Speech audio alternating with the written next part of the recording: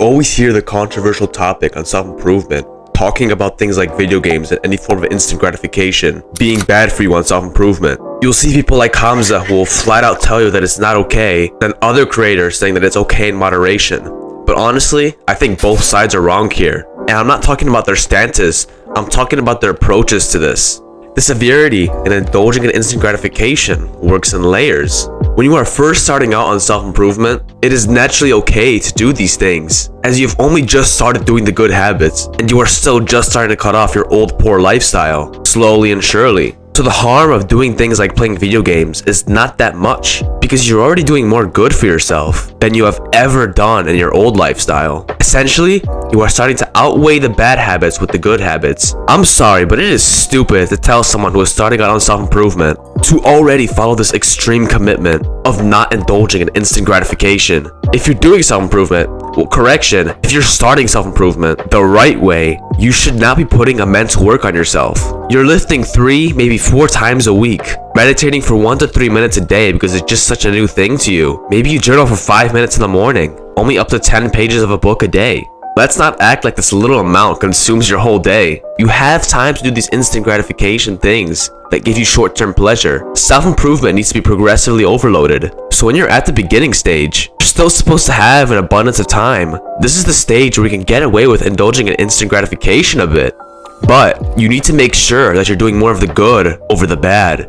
Then we move on to the second layer, the advanced and the self-improvement stage. Now, this is where you're doing a lot on self-improvement. You go to the gym 5 to 6 times a week, 10 to 20 minute meditations, longer journals, more reading. Your life is now more consumed by your day-to-day life on self-improvement, meaning that constantly indulging in instant gratification will be of more harm to you. You have less time to waste compared to the first layer. So now, this is where you want to have designated days, about once per week, that allow you to indulge in instant gratification. So you can do things like having a cheat day, going out to a party, or hanging out with your friends on this one day. At this point, most of your life is now committed to self-improvement.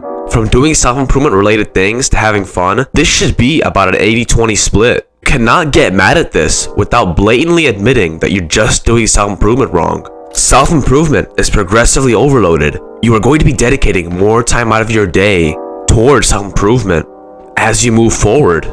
You had your time to have fun and mess around in your early stage of self-improvement. Now, you still do have some time to do this stuff, but just quite a bit less of it.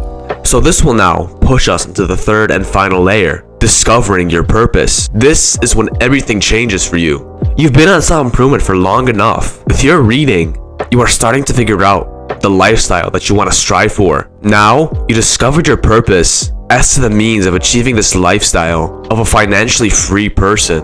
And I mean your true divine purpose. Not something like, I want to get jacked, I want to get rich. Yeah. Like if your aunt had balls, she'd be your uncle, but she doesn't.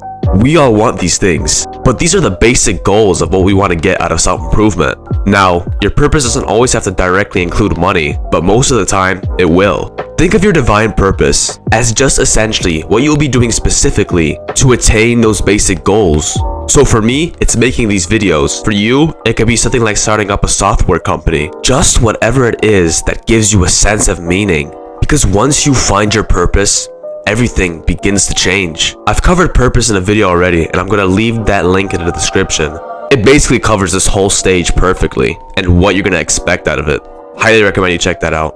But yeah, once you find your purpose, something just clicks. Your worry of the external factors in the world just seems to go away. It begins to go to the point that every single action that you take is an attempt to do something that'll help you move towards your purpose. And as you can guess, a bold take here, watching porn and playing video games is not going to help you move towards this purpose. This is the part, and people don't like this, that you have to start becoming an extremist on your use of instant gratification. Just like Hamza. Once you've discovered your purpose, you really shouldn't ever want to be doing these things. Maybe every once in a while. Deep down, you'll know within yourself that your purpose is more important than these forms of quick pleasure. This layer is the final stage. The time to be a little boy is over. I mean, it could be like once a month that you do these things like playing video games, going out to a party, having a cheat meal, and even then, that should be the bare minimum.